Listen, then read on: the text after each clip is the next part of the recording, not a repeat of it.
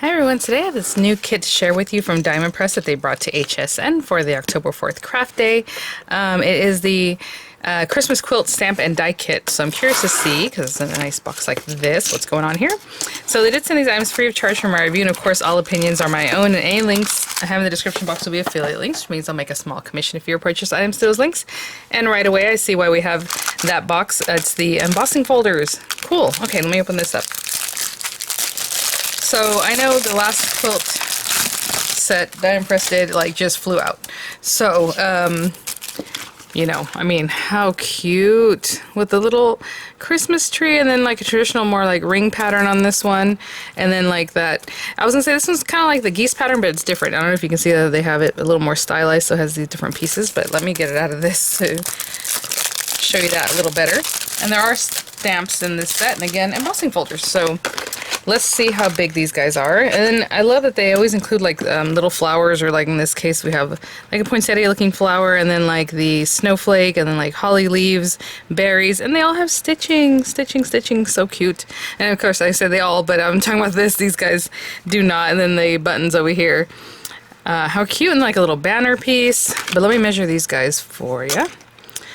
These are, I would say, it's gonna be like a 3-inch square. It's just shy, like the actual cut line of 3 inches.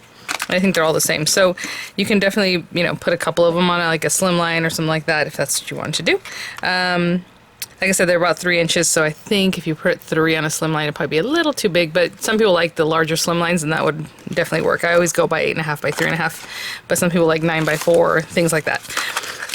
It comes with a cutting folder, and I do get this question all the time, and the Diamond Press thin metal dies can go into any machine that cuts thin metal dies, so, or cuts with thin metal dies.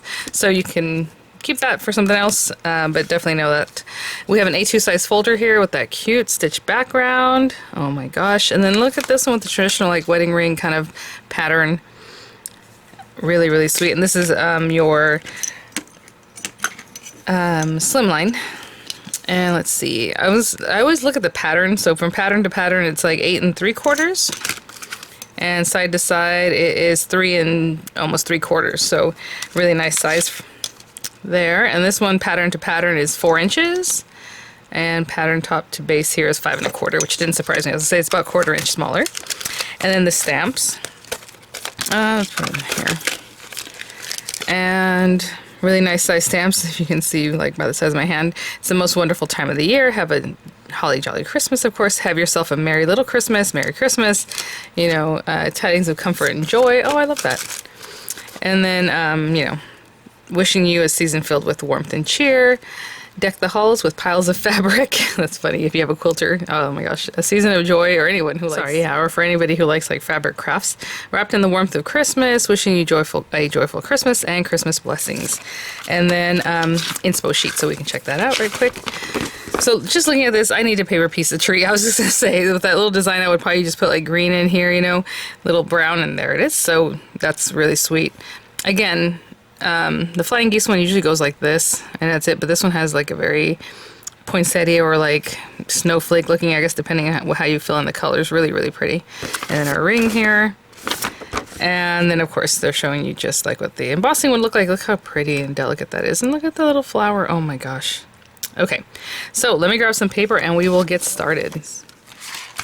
Oh man, you know, I went with a pattern paper, but I would have loved to try out the embossing folder, but not for today. I just wanted to go with like a warm plaid. So there it is. Again, you can top that off with another piece and then emboss that if you like. But this is a 4x6 card. I have tons of 4x6 card bases, so I've been a fan, which is an A4 size card roughly. So 4x6, again, that means it is 6 inches tall by 8 inches, scored at 4 inches if you're going to make your own. And then I cut a piece of this plaid paper 3 7/8 by 5 7/8, and I'll just glue that down in just a moment. And for this guy, I pulled out some different things. So, you know, it's fun to have different values of a color, and if you're a quilter, you know what I'm talking about, or someone who uses color a lot.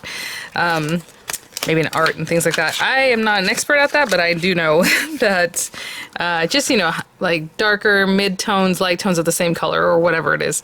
And maybe I'm just interchanging what those words mean. A lot of times quilts And, you know, at least the ones I've made and seen, they usually have like a white or beige border or whatever it is. I mean, you can do whatever you want. So I'm just going to go with typically white just so that the colors really pop. So I'm going to run this through. So we'll have this ready to go. But, yeah, so let me run that one through. And I'm trying to think if I want to back it up with a piece of paper or just paper piece it. You know what? I think I'm going to pop it up. So let's run this through. And then we will see how big that square is, and I'll just cut a square that size to mat it. And actually this will answer a question that somebody had in my last video when I showed you guys how to just quickly use an alpha set that doesn't have like a background die to just kind of outline it and make your own background. And she was asking if you can just put that, look at that.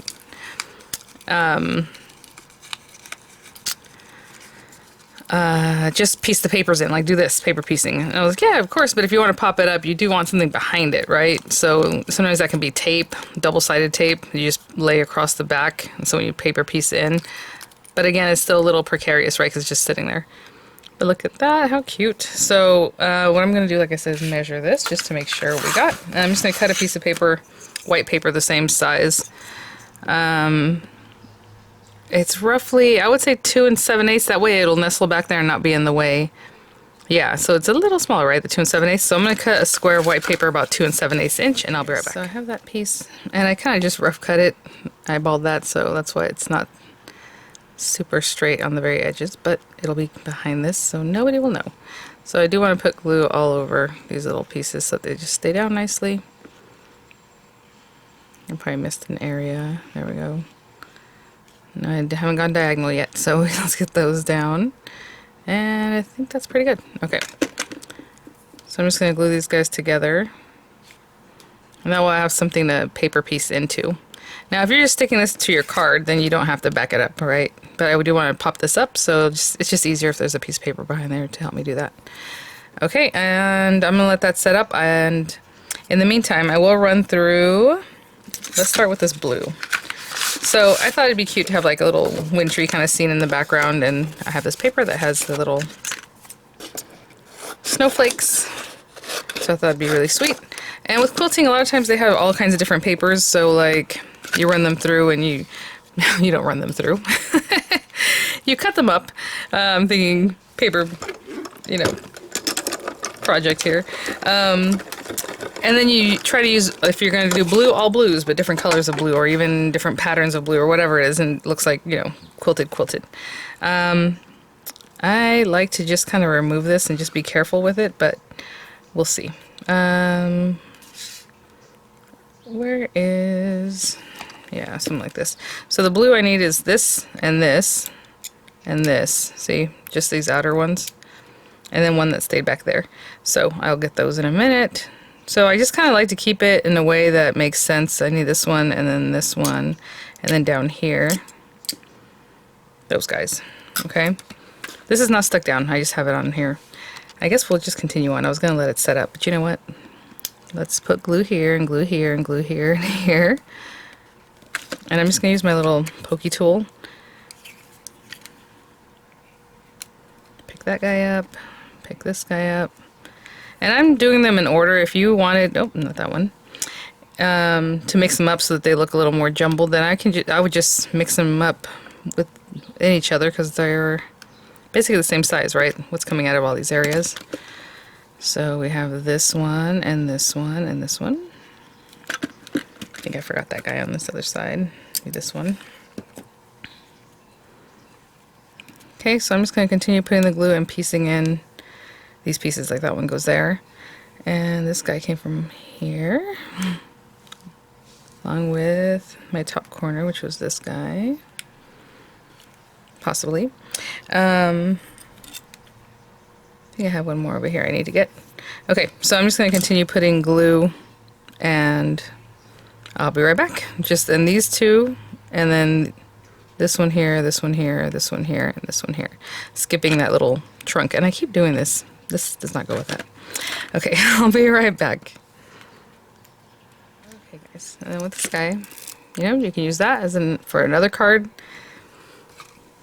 All these little bits that came out, you can use those also for, you know, a different card or however. Real quickly, I'll just run through the brown just to have my little trunk, so I'm just going to place this here because really we just want this little trunk part. Well, at least I do. So I'm going to run that through and I'll be right back. Okay, and I'll just pop those in. And then with the green, what I want to do is some, you know, the brighter green and some of the lighter, the darker green, excuse me. And again, if you want to use pattern papers for those, that's great. Everything else that I have here is just paper, but you know what?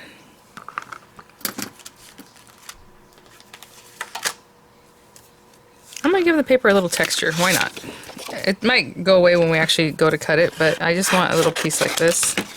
And I'm going to run this through, and I'm going to run through the dark green one also. And, you know, I'll run them through different patterns. So this one I'll run through here, just to have a little paper that I can die cut, and then I'll run the darker one through this one, okay? And I'll be right back. Start cleaning up. Put this to the side for a moment. And, you know, this has a white core, so if I wanted to scrub over the top of that, I can get some texture going too with that, if you would like. This one does not have that, so, but again, look how fun. So they're gonna have a little bit of texture or something, and you might only see a little bit of it, but that's okay. Let me get the rest of this guy cleaned out. Okay, so I'll run both of these through, but I'll run this one first, and then piece those pieces in, and then we'll do the same thing with the dark green. So I'm just gonna go like that and run it through. And here's where we have a little fun. I think I'm gonna go dark green, light green. Let me think. Dark green, light green, dark, light. Yeah, so just kind of think of how your pattern should go. I'm just gonna pop these pieces out. I don't exactly know right now what I'm doing. There's some up here, but I want to start with the dark on the top. So this is light green. Again, these are all pretty much the same size. So if you were to grab one for another triangle, it'll still fit. So if that was dark, dark, light, light, dark, dark, light, light on the edges. And that's just the pattern I would like to do. And then it's probably going to go light, light in here too. So get that guy and get this guy. You can switch it up. I'm just doing them in like rows basically or whatever. Did I put the glue in there? I was just going to say I don't think I put glue in there. Let me get this guy out. Yeah, glue would be good. Okay. So there's part of our little tree. The light greens are in, and again, if you want to save these, you know, to make another card, you definitely have them. And even if you do this, when I'm scooping them to the side, all the squares are the same size, all the little, you know, triangles are the same size, so you can definitely find them pretty easily. So I'm going to clean this out and then run through the dark green. I'll be right back. And now we just need these top ones, but again, any of the little triangles will work. Okay, I don't know where the lid is. This paper is much more heavyweight than that first green paper, that's why it's kind of just in here. And then these outer two. Aw. So I can see the stitching, like, lines on these two, but again, these two kind of missed it because it's a kind of a large thing. So what I can do is grab two other ones that I think, this one here and this one here. Like I said, they're the same size, so, and I like that one better. In a way, I kind of just learned myself right now. You can just run through a whole bunch of them and then just start playing like you would a rag quilt or scrap quilt. But there's my little tree. Okay, let me clean up a little bit and we'll get our sentiment going and all that. Put this to the side. And I think I really like the tidings of comfort and joy. And I just have this piece of white paper left from earlier, and I'll just stamp it, and if I have to stamp it again, I'll do that. But for right now, I'm gonna line this up as straight as I can. It's kind of a long sentiment, so I just want to make sure it's nice and straight. And let's stamp in red, just to bring some of that plaid colors that are in there out. So let me grab a red ink. Okay. That's kind of a pinky red. Let me see if that'll work for my purposes here. Looks nice. Okay. And I'm just gonna run this through with this little guy here, and I'm just gonna look down there. If you want to do the aperture trick, you can definitely do that. I know I show that many times, and then whenever I mention, people say, "Oh, it's the aperture trick." We're like, "What does that mean?" But hopefully you'll catch it in a different video. But I'll just run these guys through. So I ran through that, and I also ran through this gold paper to get a little drop shadow going, something pretty behind there. This is going to be one of my favorite dies right here. I'll probably keep it right here with the other like little banner and tag dies that I always keep out because they are super useful. And I'm just going to line that up, and I'm going to put some dimensionals. Oh, actually, I'm not going to put dimensional in this one. I'm just going to stick it down. So let me just wait for this to set up, and I'll be right back. Okay, so I went ahead and added dimensionals on the back of this guy. Really, really nice. And actually, I feel this card feels very, maybe masculine. That'd be nice for a masculine Christmas card there. And then I'm just going to glue this part down. Again, I do like to play with like dimensionals that are different heights. So if you wanted both the things to be, you know, up higher, you can play with one that's a little bit lower profile and a little bit higher. Looks nice. And that is it, guys.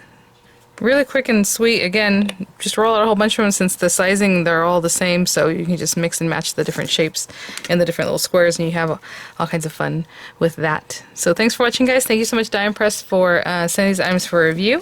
I'll have some images coming up. I'll have the links in the description box, and I'll see you guys at the next one. Bye now.